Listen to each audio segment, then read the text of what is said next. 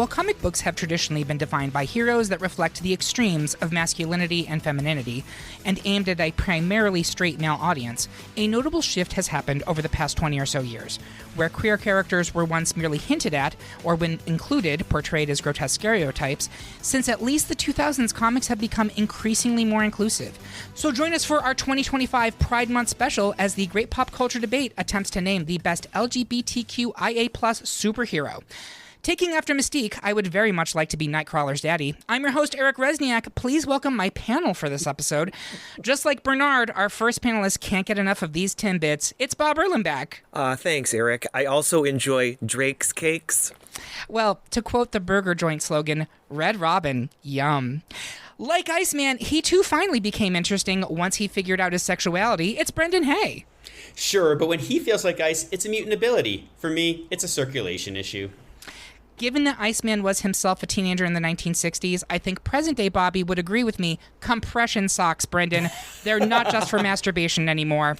And finally, for this topic, we had to bring in an expert. He is a prolific writer who has penned series for Marvel, DC, Image, IDW, Boom Studios, and more. And he is a GLAAD Media Award nominee for his work on several of these characters. Please welcome to the podcast, Steve Orlando. Hi, Steve. Hello. Happy to be on. We are delighted to have you. This is very exciting for us. Up in the producer booth, we have Derek Makita, who will be flipping the pages for this panel discussion. If you're curious about how we ended up with this Sweet 16, become a Patreon supporter of the podcast or listen to the 3-minute preview available wherever you listen to podcasts. And don't forget, you can head to this episode on greatpopculturedebate.com to find the listener bracket so you can play along with us at home. With that out of the way, let's sashay our way down the Rainbow Bridge and get into these debates. First up, the panel is unanimous in its decision to advance 1-seed Batwoman, the Kate Kane version, who will swing into round 2, meaning that 4-seed Black Cat from Marvel failed to steal our hearts. Next, the bulk of the panel is eyeing the clock, too early for lazy dick puns, and wants 3-seed Midnighter to advance to the Elite 8. But Bob is hoping to work some magic for 2-seed Wiccan, who is currently on the outs. I will explain why Midnighter is more than a yassified Batman. Bob, tell us why you have the demiurge to see Billy Kaplan continue in our bracket. Bob, please go first. Yes, I'm on the outs for most of this episode. He sure is. Look, I love Midnighter. I love the Authority. I love Midnighter. I love Apollo. He's fierce. He's lethal. He's that leather-clad daddy who's going to curb stomp a fascist with a cock ring and a harness. And I know that's a positive in your column, Eric, I can only get so erect, Bob. Right, exactly. But to me, and this is just a me thing, I'm pretty certain, I'm unable to separate them as a pair, Apollo and Midnighter. I can't argue them individually, and that may just be a me thing because I don't know them enough individually. With Wiccan, he's chaos in a hoodie, and he's everything. His origin is, to me, a full-blown magical telenovela. Born from chaos magic, soul stolen by a literal demon, reincarnated with amnesia to a suburban New Jersey Jewish family. That's not backstory. That is Emmy Award-winning drama. Someone call Shondaland. And let's talk about power. Wiccan is not just strong. I can rewrite the entire multiverse because I'm feeling feelings strong, right? He can fly, teleport, bend reality. He'll casually whisper a spell that could end your existence. And that's not just power, that is queer divinity. His relationship with Hulkling, it's the Heartstopper meets the House of M. It's sweet, it's supportive, it's emotionally mature. They're not just a power couple, they're an aspirational couple. It's that I want to have what they have type of energy. Midnighter is the guy you call when you want to punch homophobia in the face, but Wiccan's the guy you're going to call when you want to burn the entire reality to the ground and rebuild it full of love, glitter, and gay rights. I'm going to vote for this magical demon twink. Bob, that was a really good argument, I have to say. That was excellent.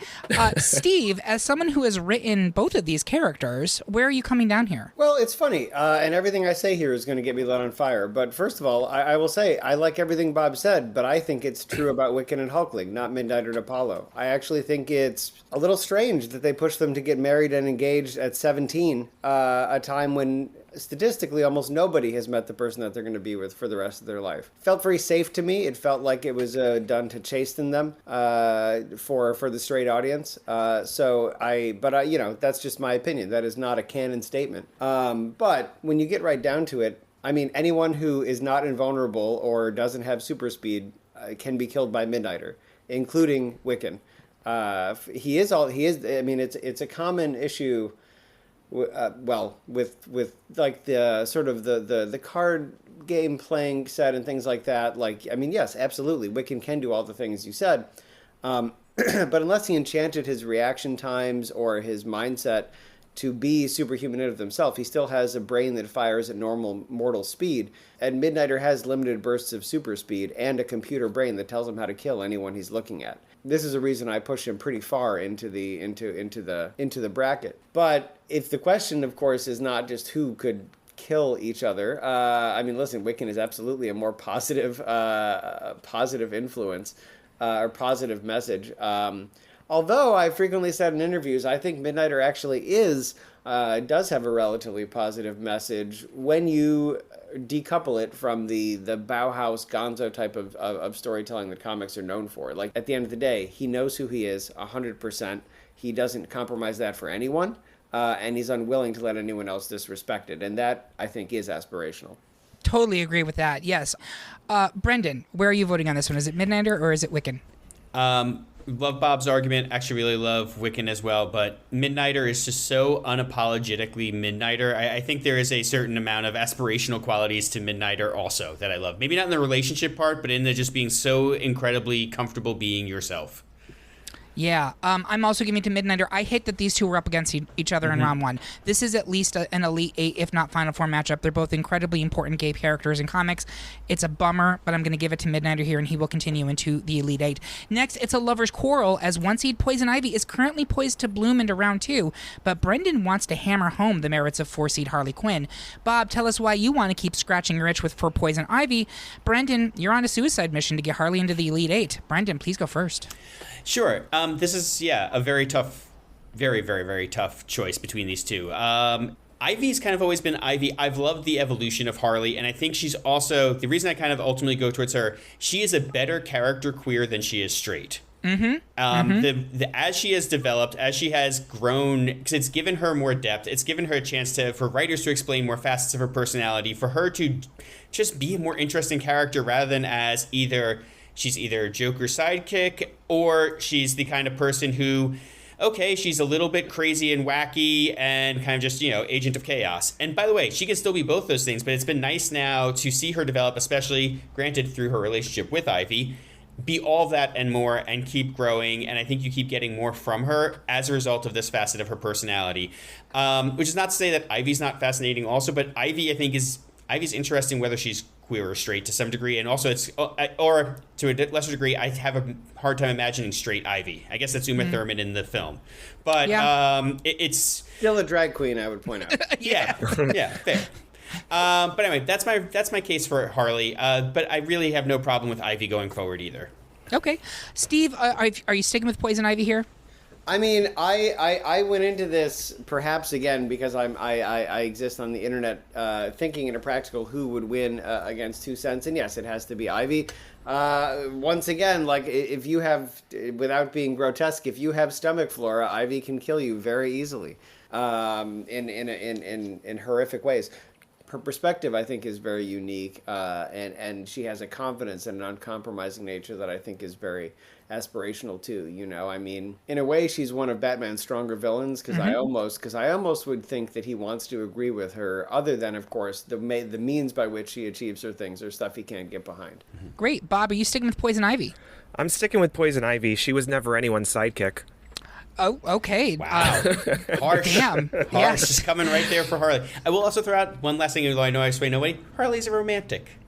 I like that she's in her own weird way, she's a romantic. She is. That being said, I am sticking with Poison Ivy just because burn this mother down. That's what I have to say. So 100% on Team Ivy there. She will be moving into the Elite Eight. Next, it's 2 more unanimous decisions as late-blooming 3-seed hunk Alan Scott, the Golden Age Green Lantern, has the green light against Gen Z BIPOC icon Miss America Chavez, a 2-seed, and 1-seed groundbreaker and skystreaker Northstar is speeding past 4-seed John Constantine. But would anyone like to speak on America or Constantine? Brendan, I know you want to talk about John briefly. Yeah, just, again, it's a character just for John, and this is, I think, just a little bit of just, I love my bi-kings. And I love that has been, I feel like sometimes these are elements that get introduced and fall by the wayside on characters, and I like for John, it is something that has stuck around. I feel like he's also he's a chaotic individual in his own right, but he's also never really fallen into tropes. And I feel like, especially as has become more canonical for him over the years, you've seen a greater array of stories told with him with that. Plus, I hate to say it, the teenage me still just thinks he's about the coolest looking character possible. I can never get quite fully past that. Trench coat, Sting, I'm in. Yeah, exactly. And look, I'm still programmed to think smoking is cool, even though I know it is not. I know. Thanks, 90s. Yeah. Steve, have you written Miss America Chavez or? So that one I have not. That one I have not. Though it would be fun. I like her a lot. I think for me it comes down to that I want more stories with her as far as a character. But what I've seen, I am a big fan of. I love Gabby's run that she did, I believe, with Joe Quinones. Mm-hmm. And then before that, I really enjoyed. It's fun. Her Young Avengers run, where everybody ended up sleeping with everybody. Yep. Wasn't there even a joke where Kate Bishop was the only straight person on the team? I think that is literally canonically true. She was the only straight identifying person on that team. Speaking of which, we also left out Marvel Boy on this. How dare we? We did. I know. Love he's Nova. part insect, right? Yep. He has somewhere on his body. He has a carapace. Only his hairdresser knows for sure. And Hercules, apparently, because I believe they are canonically coupled. Listen, Hercules is in Astonishing Avengers, and he's been a blast. Yeah. But we can get to that in the wrap up. But no. So I like Miss America. I want more. I would, of course, write her if I gave the chance. So, but I love her. There's not a bad character on this list. You know, that's why it's hard. Yep. But here we are to make the hard decisions. Indeed, we are. And speaking of hard decisions, that does mean that Alan Scott and Northstar will be moving into the Elite Eight. The bulk of the panel wants to keep shining, keep smiling, with 3-seed Dreamboat Apollo, but Brendan will get it any way he can take it with pansexual Chaos Goblin Deadpool, a 2-seed. Brendan, explain why you still want to get your hands on Deadpool's chimichangas. And I will admit, look, all the chimichanga jokes in the world make that harder and harder for me to stand by. But, look, Apollo is great and honestly probably the better choice for this. This is solely...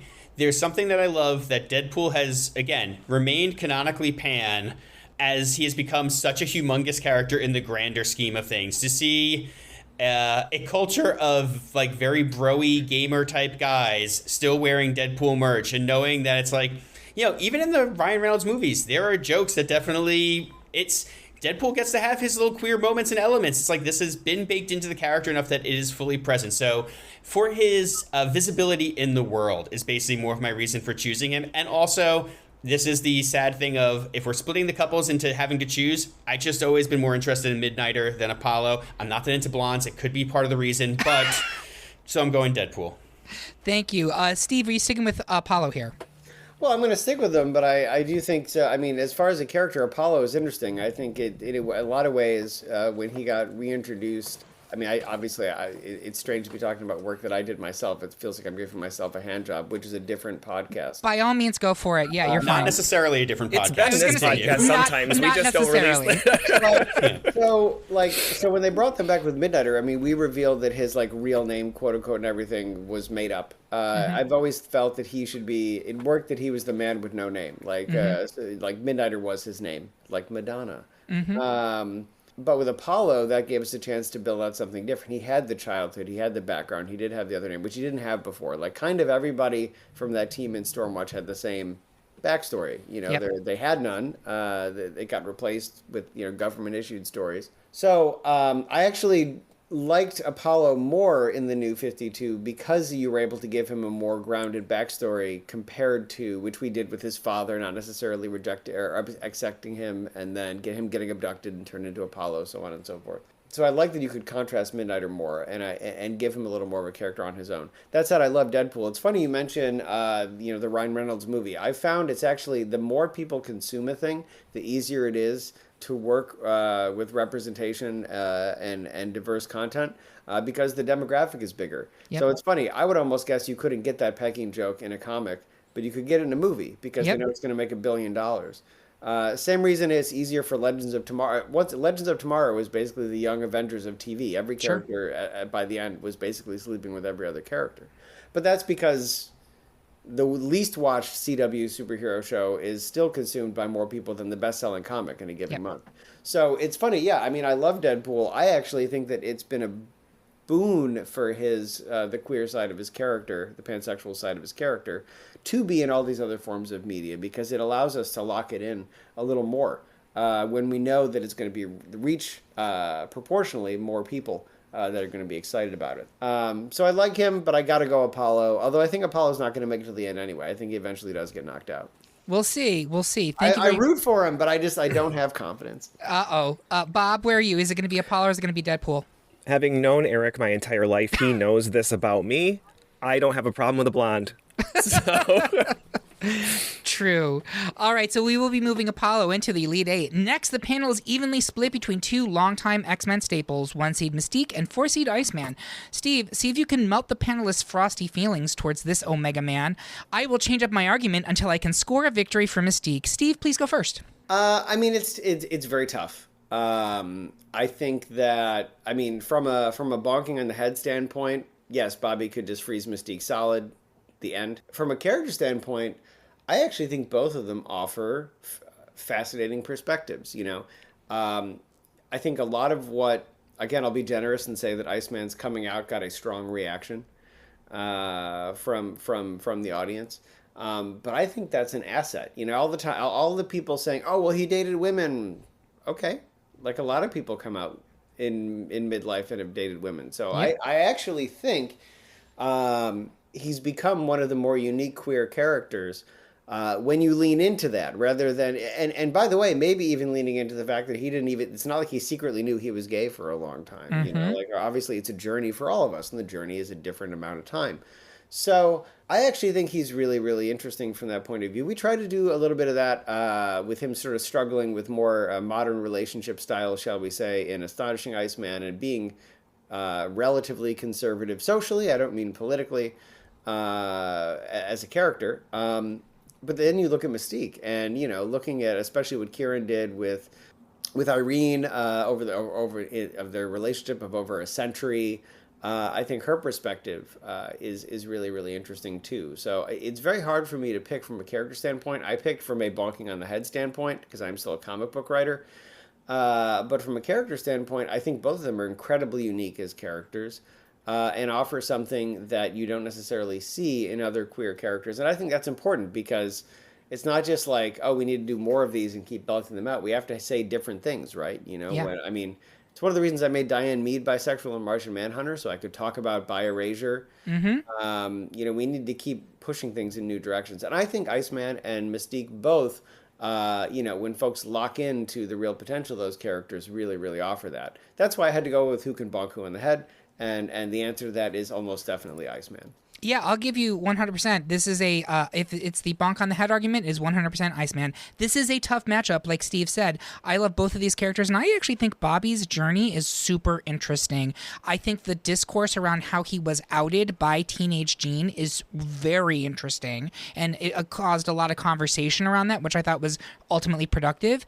But I want to talk about Mystique. So Mystique's sexuality is kind of fluid, right? Like, as is the understanding of when exactly her queerness was made canon, because I've seen arguments online that she wasn't officially a lesbian or queer until the 2010s when it was said on page.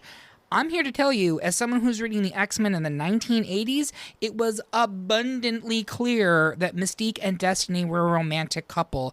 That issue of Uncanny X-Men, I think 255, from when Destiny is killed, Mystique's reaction to that is not the reaction a close friend has with someone. She is devastated by her death. And so they had even interacted as a couple would for years prior to that. I believe Claremont always intended for them to be a lesbian power couple, even if they were not ever explicitly stated as such, because you couldn't at that time. It's important to acknowledge that while Destiny is her core relationship, Mystique could also be classified as either bisexual or pansexual. She has had multiple relationships with male characters, producing several children. In fact, in a notable recent retcon, she herself fathered Nightcrawler, and Destiny was a mother. But I am not sure that there is a more dramatic same-sex arc in recent comics history than what Steve is referring to, that Mystique Destiny stuff during the X-Men Krakoan era. Wonderful character moments for both Mystique and Destiny, and they brought her back after decades of being dead. The two of them would have seen every other mutant burn if it meant saving the other one from permanent death. I've said it once, I'll say it again. Ain't no drama like lesbian drama, because lesbian drama don't stop, and I wouldn't have it any other way. Brendan, is it Mystique or Iceman for you? Steve, your argument swayed me. I'm going Iceman. All right. Bob, where are you? Is it going to be Mystique or Iceman? It's Iceman. Is it because he's a blonde? No, I'm just kidding. He's a brunette. All right. So that means Iceman, who is a 4 seed, will continue into round 2. Finally, in round 1, the bulk of the panel isn't sleeping on 3 seed Dreamer, the breakout trans character from DC Comics, but Bob is throwing up the S shield to protect his beloved John Kent, a.k.a. Superboy, a.k.a. Superman, a 2 seed. Brendan, tell us why you can see the future, and Dreamer isn't going anywhere in this bracket. Bob, be faster than a speeding bullet as you make your bulletproof defense of John Kent. Bob, please go first. Yes, you are correct. My beloved John Kent, he is very personal to me. I love him so much. And I know that I'm on the outs with a 3-1 vote here, but just give me my moment for a moment. So, starting by saying Dreamer is obviously an incredible character and incredibly necessary for representation. And her existence means so much to so many people, right? For me, what I like about John that stands apart, and I'll kind of get into why, and why I argue for him, is what he represents when it was him stepping into the mantle and the role of Superman, right? Superman is arguably one of the most iconic superheroes in all of comics. The mantle carries that enormous cultural weight. For me, and some of the things that I've seen, and over time, I feel like that symbol sometimes can get co-opted by the bros, so to speak, right, to reflect some outdated kind of ideas about masculinity, heteronormativity, etc., right? And I think sometimes you'll see it in a t-shirt or a tattoo. That's their badge of like their straightness sometimes as well. And I think that he can get co-opted in that way from time to time, but that's not what he's really truly meant to be. I think Superman's about hope, and he's about compassion, justice, really that belief that people can be better, that we can be better. So when Clark left Earth and was off-world, right, John took up the mantle of Superman, and it wasn't just a plot point. It was really that powerful redefinition for me to kind of realign that thought. John challenged that narrow idea of what Superman was supposed to be by embracing his identity, including the queerness. He reminded us what the symbol of Superman is really about: helping others, standing up for what's right, living and being your truest self. Watching John navigate both his role as Earth's protector as well as his journey of self-discovery was something that was truly special to me, and I hadn't ever read before. And the moment when Clark returns in Son of Kal-El, and John comes out to him, it's, to me, one of the most beautiful moments that I've ever read, where John fears the rejection, that he's failed the legacy of Superman in his father's eyes, but instead Clark looks at him and says, in the eyes, and says, he's proud, that he loves him, that he is Superman, that he is good because he cares, because he leads with love. That moment wasn't just about a father and a son. It was about breaking the mold of what we've been told heroes, especially Superman, have to be. John Kent didn't just add LGBTQ representation to the Superman mythos, he evolved it. On top of all that, I think John is so well developed as a character, and his queer journey was handled with such care and authenticity by Tom Taylor in Superman, Son of Kal-El, which I mentioned earlier. His coming out never felt forced to me. It was organic to me, heartfelt, genuine. The relationship he built with Jay is tender and loving. It's a refreshingly sincere. To see John Kent as Superman kissing another man in the pages of Superman comic, it's hard to overstate how profound I think that is. It was a moment of visibility, of progress, of hope, and that more than anything, it is what Superman, I think, is all about. And that's why, to me, I think I would choose him over Dreamer, although they're both incredible and great characters. Those are the reasons for me. Really compelling argument. Thank you very much. Brilliantly stated. I want to toss it to Steve. Are you sticking with Dreamer? It's tough. Bob, everything you said about John is right. I really like the character from a, going at each other's standpoint. As someone who's worked on Dreamer, let me tell you, Dream Energy is the power cosmic, or the speed force of this part of the DC universe. It can do whatever the hell it needs to do, which is certainly an advantage. I just gave my fiance the Slott and Mike Allred Silver Surfer, and he was very amused that everything that is somewhat surprising in the book or a solution that comes out of nowhere, the Surfer just says power cosmic. Yep. That's the explanation. And that's kind of Dream Energy. So when I thought about it as like powerful as any Kryptonian is, I was like, well, Dreamer, it's dream energy. I'm sure she could do something. But I think that from a character standpoint, yeah, listen, I mean, John is a groundbreaking character. I think, and Dreamer is a groundbreaking character too. I think there's something to the sort of lineal powers in her family passing to her that is very, very unique, and makes a strong statement about her identity and things like that I really like. But no, it was also a tough one for me. I mean, these are both characters I've written, and together, so it's hard to pick amongst your kids. But at the end of the day, John is our super son. he is great, and he did turn electric blue for a while, which is an easy way for me to like you, because I do have electric blue Superman. But Love it. I think, especially because as it comes to representation overall, we still have even more work to do with trans and non-binary characters versus queer identifying characters in general. I still have to stick with Dreamer, but that being said, many of these are either margin Sophie's calls, choice. margin calls in election parlance, or they're buzzer beaters in sports parlance. So it's very hard. Sports, I don't know her, but thank you very much. Brendan, is it going to be Dreamer or John Kent? Love John Kent, but I am sticking with Dreamer, largely on, I think they're two of the more exciting relatively recent DC characters, especially the current characterizations. I think they both have, I'm excited to see where both of them go. It's more of a representational thing, gives to me Dreamer the slight edge. That, and also I feel like Bad Dreams was the Nicole Maines graphic novel. That was the origin of Dreamer recently. Read that recently and loved it, so I'm also just kind of riding a recency bias train of absolutely love that book. So yeah, I think it was incredibly bold of DC to have Superman's son be canonically bisexual and queer. Huge statement by that company. I love it, but I do agree that we still have more to do in terms of representation. I give the edge to Dreamer there, but Bob, wonderful argument, and you should be really proud of yourself. We will be moving Dreamer into the Elite Eight. And that's the end of round one, folks. We're going to take a quick break to shit talk that hot mess Aurora with her twin brother. We'll be right back. My fellow pop culture enthusiasts, the fate of the cinematic universe, the very fabric of fandom itself hangs in the balance. Are you tired of your voice going unheard? Do you have strong opinions of the merits of the prequel trilogy? Do you believe that pineapple belongs on pizza? Well, I do. It's time to make your voice count. Visit greatpopculturedebate.com and cast your vote in our crucial pop culture polls. Your opinion matters. Your vote can shape the future of fandom. Don't let others decide for you. Go to greatpopculturedebate.com and make your voice heard. Together, we can build a better pop culture world. And we are back for round two of our best LGBTQIA plus superhero debate. Before we get into the Elite Eight, I want our panelists to share their social media and what else they're working on. Bob Erlenbach, where can people find you? What else you got going on?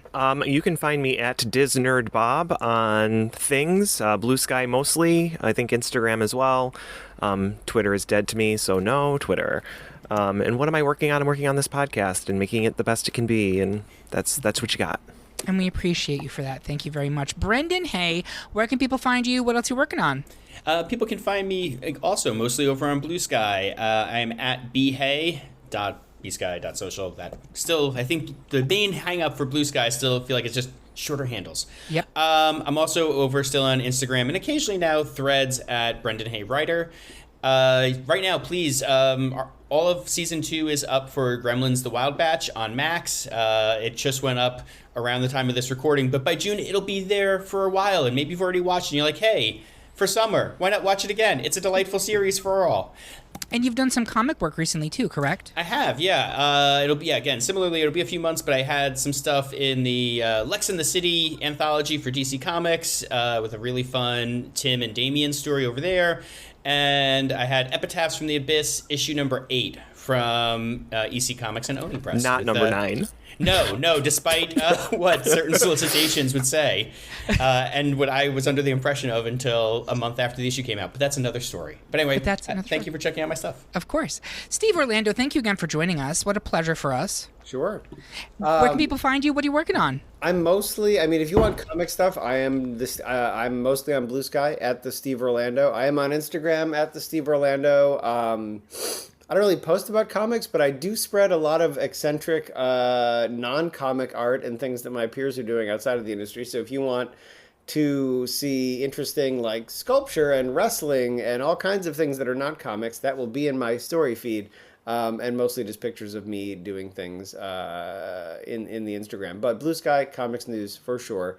As far as what I'm doing, the Vision and Scarlet Witch is going to be coming out when this happens. And by then you may know what's going to be happening with Wanda after, but I can't really talk about that other than I've said pretty plainly on social that Vision and Scarlet Witch is a 5-issue miniseries, and we have plans for Wanda into 2026. So draw your own conclusions as far as that. I'm also the ongoing writer of Astonishing Avengers, which has been doing really, really well in digital. It is the home to all the Avengers that are not in the main Jed book. I'm also launching the Exo Manowar. I'm the new Exo Manowar writer for Awesome. Valiant, which is probably going to be out around the time this is hitting. And the collection for Ripperland is probably going to be out around the time this happens. That is like a From Hell meets Westworld that I wrote with John Harris Dunning. And I will wrap, especially for this podcast, by saying probably around this time, the Sweet Paprika Open for Business trade paperback will be out. That is in stores right now, the miniseries. It's a gay office rom-com. It is one of my favorite books I've ever done. There are things in that book that have never been put in a comic book before. I think I owe Jonathan Groff like a quarter for the douching scene as a royalty. Not Jonathan Groff. It would actually be whoever worked on that. I can't remember his last name. Looking? Yes, for Looking, but I can't remember the names of the creators, but it's terrible with me. And look, I'm all over the place. You're going to see more from me at DC. You're going to see more from me at Marvel. You're going to see, we just announced I'm doing Godzilla versus Boston. I love it. Thank you so much. It has been such a pleasure to have you here with us, Steve. The best place to follow us is on Blue Sky at gpcd.bsky.social or at gpcd on Mastodon. You should also make sure to subscribe to our page on YouTube, where we're going to be posting more original video content this year. But what you absolutely must do right now is sign up for our weekly newsletter. It comes out every Tuesday at noon, and it tells you about everything coming out in pop culture that week. Sign up by finding the link on this episode at greatpopculturedebate.com or via our link tree on any of our social media accounts. Now, let's make like Green Lantern Alan Scott and shine some light onto these round 2 debates. First up, it looks like 1-seed Batwoman might be running out of bat rope in this competition, as the bulk of the panel still feels punchy toward 3-seed Midnighter. I was going to say, Steve, go ahead and explain why Midnighter is more than just the ultimate killing machine, but you know what? I know I'm not going to sway anybody, so I'm just going to give a swan song to Kate Kane here. I'll say this. I kind of said this during the break. If this was 2006, when Kate Kane was being introduced, I think she'd have a stronger bout here, right? Kate Kane was a hugely important queer character in comic books. I think she was probably, at the time of her introduction, the most visible, openly lesbian character in a main 2 comic book company. She came in during 52, which was an incredible, groundbreaking series. That design by Alex Ross is unbelievable. She was cool. She was interesting. She had these great backstories with both Renee Montoya and Maggie Sawyer. Everything about it was a winning combination. She ended up getting her own CW show, live action, that went for a couple seasons that was also derailed by backstage drama. Once again, lesbian drama. Unfortunately, I think that DC has kind of dropped the ball a little bit with Kate in recent years. She has had run in Detective Comics. Her own solo series by J.H. Williams III is astonishing. It is one of the most beautiful things I've ever read. And they did some cool stuff with her around the New 52, I think, as well. But in recent years, it's been kind of diminishing returns. She's been in Detective Comics. She's been in Outsiders and some other stuff. But I don't mean to jump in, but you should mention Marguerite and Steve Epting's solo run. Yes. That she had. Yes, thank you. I feel as though she has kind of fallen out of favor with DC, or she's not getting the spotlight and platform that she used to, and that bums me out. Whereas I think Midnighter is, if anything, continuing to grow in popularity and importance in comics as a queer icon, and so I'm not that upset, and I at least wanted to speak on Kate, who is, I think, a hugely important person in history of queer comics. So we will be moving Midnighter into the we will be moving Midnighter into the final four. Next, the bulk of the panel wants to keep putting a ring on 3-seed Alan Scott, the Golden Age Green Lantern, but Steve is firmly rooted in his opinion that 1-seed Poison Ivy should advance. Bob, tell us why Alan Scott still has your star heart. Steve, tell us why Poison Ivy will always be Mother Nature. Bob, please go first. Oh, sorry. Hold on one second. I need time to recover from those puns. So Bob. I know this. I should have Gotcha. warned you. I should have warned you. Well, let me vamp on Poison Ivy if you got to put something together. Because I would say, look, it's very simple. As I said, I think Alan is a great character. Actually, even before he came out, because I learned about comic book characters not from comics but from non-sports cards at the Syracuse flea market that I bought. Because my father was a sports memorabilia salesman. I loved Alan. I love all the Golden Age characters because I didn't know that like they were super old or anything. Because they were all presented equally when you get a non-sports card set. So Alan was my favorite Green Lantern long before he came out, either in Earth 2 or in the main run later on. He was already my favorite Green Lantern. So it pains me to say this, but with that being said, his general aversion to wood, I'll allow you to make all the jokes. Ironies. Does mean that it would be pretty easy for him to get sniped by Poison Ivy. So from the bonk in the head part of the discussion, it had to be her. But my heart still would like to say Alan. My brain can't right now. But I do love him. He was always my favorite GL. I love his costume. It should not work. It has too many different colors, but it just does. Him and Doctor Strange. So I love the man, but I had to go with Ivy for this one. All right, Bob, do you have an argument for us for Mr. Alan Scott? Yeah, I mean, to me, when it comes to Alan Scott, I don't have the hugest history with him altogether. Really, what I pull mostly on is the 6-issue series from Tim Sheridan and Kian Tormey, right? That came out, I believe, last year, or kind of straddled those 2 years or whatever, which was set in the Golden Age and was during World War II, around the early Cold War era, etc., where it kind of delved into Alan Scott, his kind of dual identity of the superhero and the closeted gay man. But what I really loved about that book that I personally hadn't seen before in other comics, and I know that it's probably happened, but if you read that first issue of that series, like the two of them in bed, it's like panel after panel of these two guys just being totally gay in bed. And it's like, wow, okay, well, that's unapologetic. That's pretty great, right? They're just putting it right out there and not even making it a thing necessarily. It obviously is a thing within the storyline of the book, but to us as the reader and looking at it, like, it's like, this is just who these people are. And I just really loved that, to have that kind of Golden Age character, kind of that whole piece of like that queer heroes have existed all through history. It's not something that's new or modern necessarily. They've existed all throughout, and we are realizing that now for some of them. So I think he's unique in that way, in being able to have that identity brought to the forefront at this point. Brendan, is it going to be Poison Ivy or is it going to be Alan Scott? I'm torn. My original thing was going with Alan Scott for the same exact reason Bob said. For that series, there's my definite recency bias there. From some of the arguments earlier from Ivy, I had a little moment of stopping and like, maybe I blew past Ivy too quick, because you know what? She has been a pretty amazing and pretty queer-coded character for a very, very long time. And also, you know, just for external things, the Lake Bell version of her on the animated series is pretty fantastic. So I might switch it up here and go Ivy. I'm torn as well, because in addition to the great miniseries that Bob just mentioned, which I adored, there was also Alan was turned queer, was first portrayed as queer in the New 52 Earth 2 series. I think James Robinson wrote that. I could be wrong. But that was a big shift for him. Prior to that, he had been married. He had kids. One of his children was gay. Obsidian was gay. But they kind of changed things up and made him queer in that as well. And I thought the depiction of him in the most recent miniseries as watching this man struggle with having to hide his sexuality at a point in history where it was required to do so, having the J. Edgar Hoover plotline blackmailing him into doing stuff. Super interesting, really well done. And it's not the first time that happened. I know Watchmen also has at least a couple characters. Silhouette and Hooded Justice also fell under this. But I think that the point that this is a fairly recent development for Alan Scott, whereas Poison Ivy has canonically always been queer to a certain extent, I will also switch over to Poison Ivy here. So we will move Poison Ivy into the final four.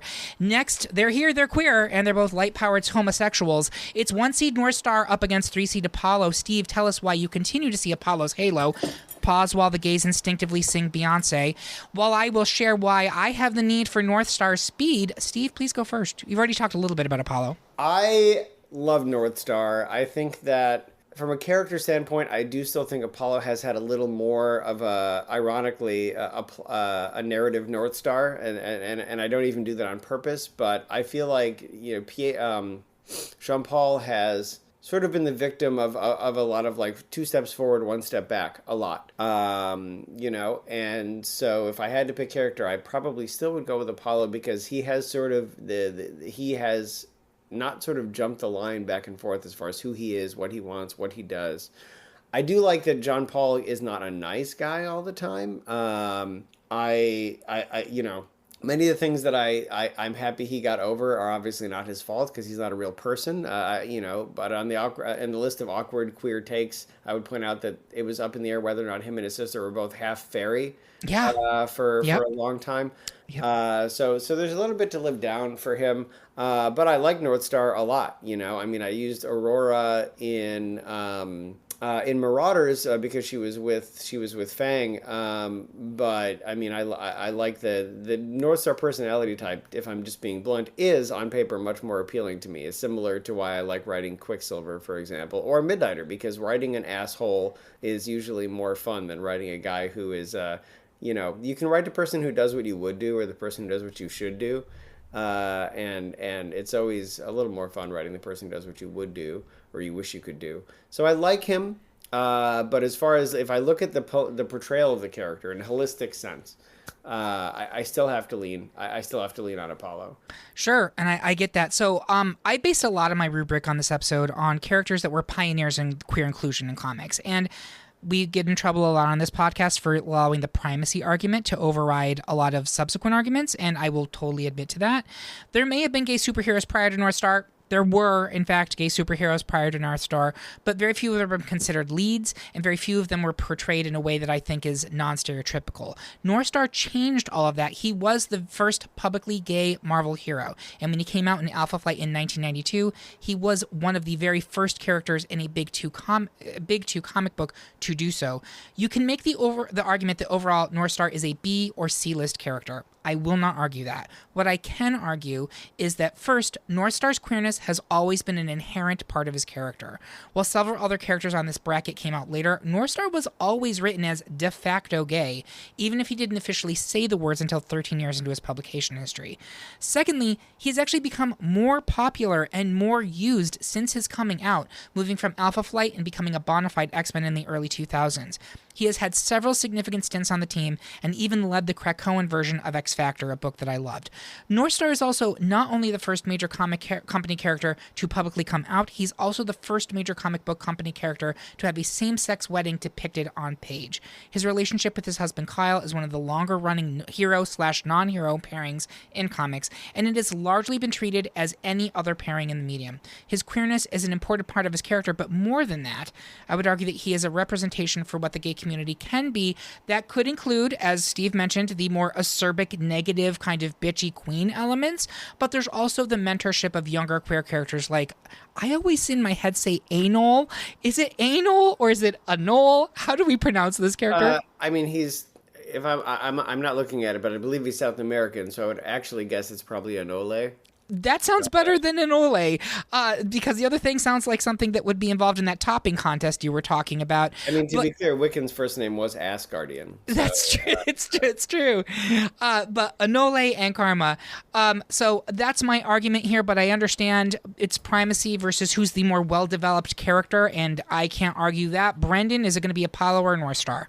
It is going to be Northstar for me. Bob, is it going to be Northstar or Apollo for you? It'll be Northstar. We could talk about him some more next round too. Sorry about that, Steve. Apollo is going out. Northstar will continue into the final four. Finally, in round two, I had no idea where this one was going. It's 4-seed Iceman versus 3-seed Dreamer. I'm just going to go around the horn. Steve, is it Iceman or Dreamer for you? Oh, it's Iceman for me. Not necessarily the primacy argument, but I do think, well, in a way, but not because of primacy. I think Dreamer is a great character. As I said, I pushed her through to a point. That being said, she only has like 5-ish years of stories versus, as I said, I think the breadth of time we have with Bobby has actually made him one of the more interesting queer characters out there. So I have to lean in that direction. And plus, she could just freeze his brain, or he could just freeze her brain. Yep, totally. Bob, is it going to be Iceman or Dreamer? Well, here we are with me now picking Dreamer, right? From the first round to the second. Now that John's not here, one of the things I looked at, we didn't talk about rubric much tonight, right, during any of our arguments, but I thought about, to me, it's the representation piece, right? When we look at these characters, are they not just queer, but also queer in moving and pushing and continuing to move forward with something? And that's Dreamer in this pair up for me. So, Brendan, is it Dreamer or Iceman? Even though I don't think I voted for him at all in the brackets, I'm kind of leaning Iceman these days. I'm sorry, Bob, to leave you out there alone. I with can't Dreamer. believe you guys tonight. What are you so doing sorry. to me? Even in the moments where you're not getting Amamarfoed, I'm here to Amamarfo you. Well, I'm going to throw a twist, and I actually am voting for Dreamer here, too, because I agree. She's only been here for 5 years. Very short runway. Bobby's only been canonically gay for maybe 10. Yeah, about that. And I do love the Iceman solo series, by the way. I think they're great. I enjoyed them tremendously. I hope we get more of them. But I am going to go ahead and give it to Dreamer because I think not only the character is important for representation, but the fact that the author who's writing this character is living from their own experience as well. I think that there's tremendous value in that. So tell me I'm wrong. I'm comfortable with that. It comes down to seeds because it's a tie. Iceman's a 4-seed, Dreamer's a 3-seed. That means Dreamer does move into the final four. With that, we have our final four. We're going to take a quick break to blackmail the Krakoan Quiet Council into resurrecting our long-dead geriatric lesbian partner. We'll be right back after these messages. Hey, pop culture squirrel friends! Are you gagging for all the tea, but missed the latest episode of your favorite show? Don't fret, darlings, because we've got you covered. Head on over to greatpopculturedebate.com for all the juicy recaps, Hanny. We're talking blow-by-blow breakdowns, shade trees full of opinions, and enough pop culture realness to fill a library. So if you want to stay in the loop, and honey, you do, then sashay over to greatpopculturedebate.com/recaps. Because if you can't love yourself, how in the hell you gonna love somebody else's recap? Can I get an amen? And we are back with the final four of our best LGBTQIA plus superhero debate. At this point in the show, I always like to take a step back and see if it shook out the way I expected it to. Absolutely not. We have Midnighter, a 3-seed, versus Poison Ivy, a 1-seed. Northstar, a 1-seed, versus Dreamer, a 3-seed.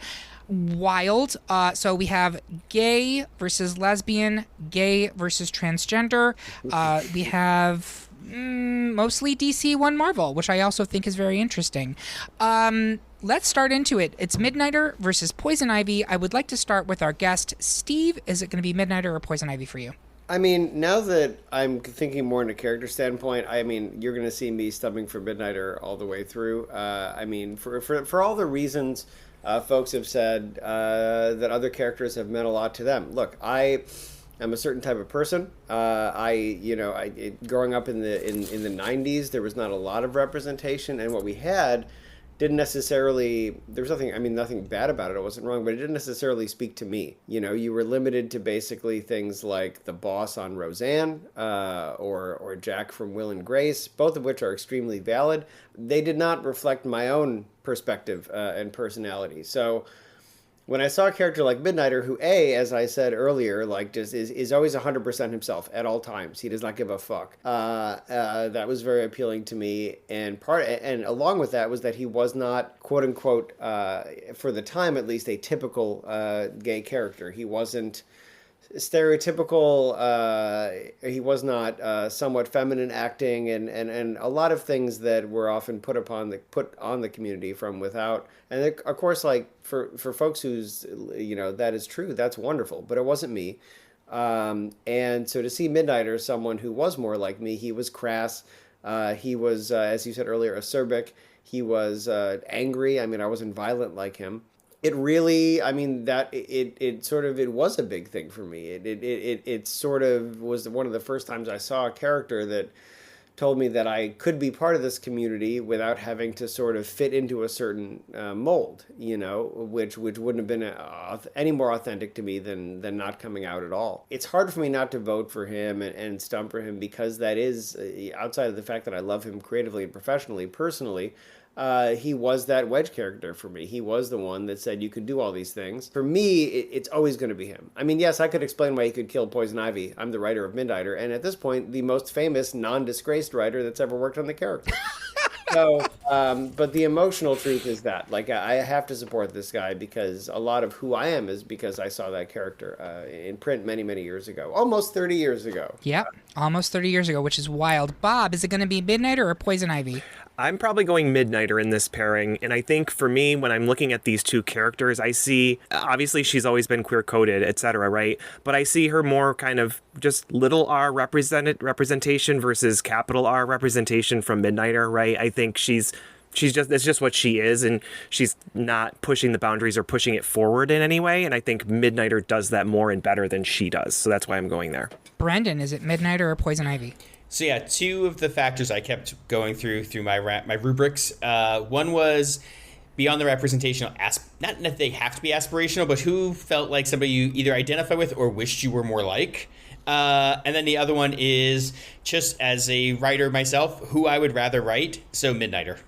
Yeah, I'll make it a clean sweep. Midnighter all the way for me. A really important character for me at a very critical point in my development as a person. So Midnighter advances to the final two. Next, it's Northstar versus Dreamer. I would like to start with Bob. I'm going to go with Northstar in this scenario.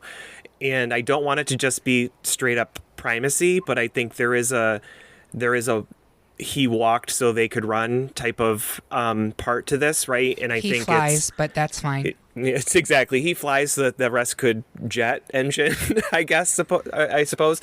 But like, he was one of the very first to just come out in a major top 2 publisher. First to have the wedding. Like it's not just he's the first way back then, he's kind of like paving that way each step of the way and continuing to plow that for other people to come in. Plow that. I was going to say I'm going to let it go, but thank you for coming. Okay, Northstar, done. Brendan, is it going to be Northstar or Dreamer for you?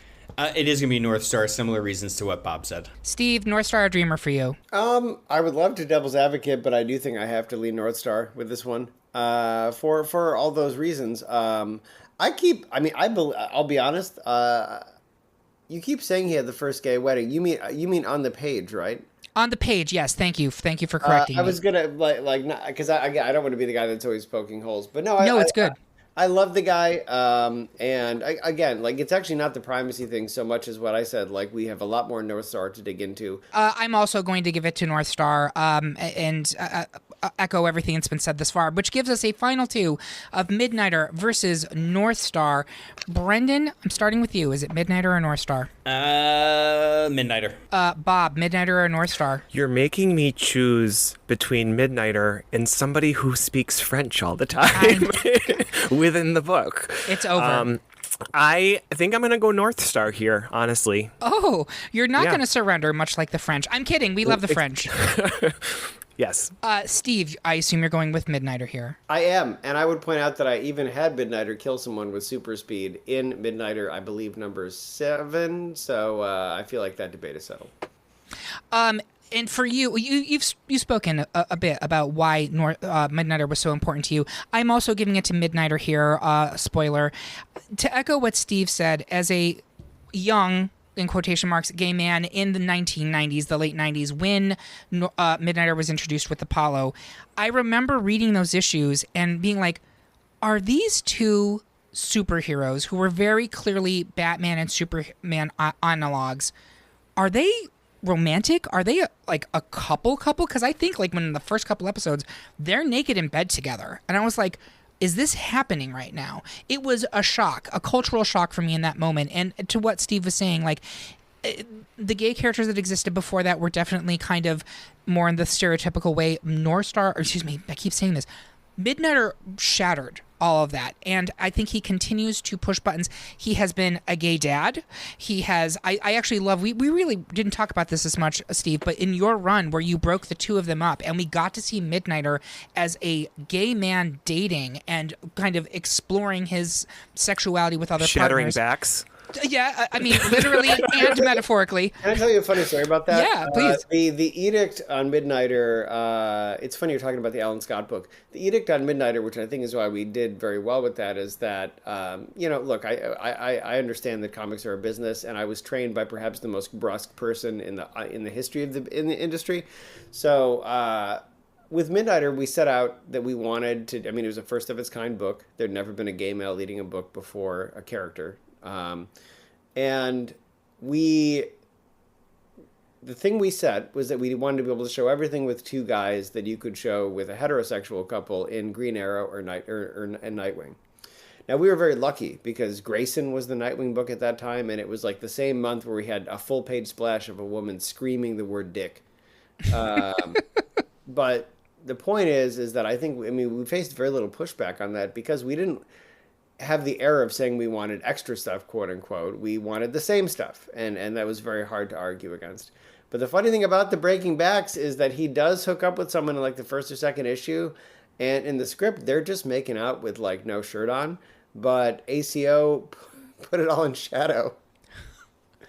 And so as I was like Midnight was like pressing this dude against the counter, and sure enough, like the issue came out and all these reviews were like, he's fucking. Yeah. And I looked at the issue, I was like, oh my god, you're right. But it wasn't like that's a happy accident. That was a happy accident of shading. Later on, there's no accidents. Like when when him and Apollo hook up in the kitchen in Apollo and Midnighter, or Midnighter and Apollo, pardon me. Just happy accidents.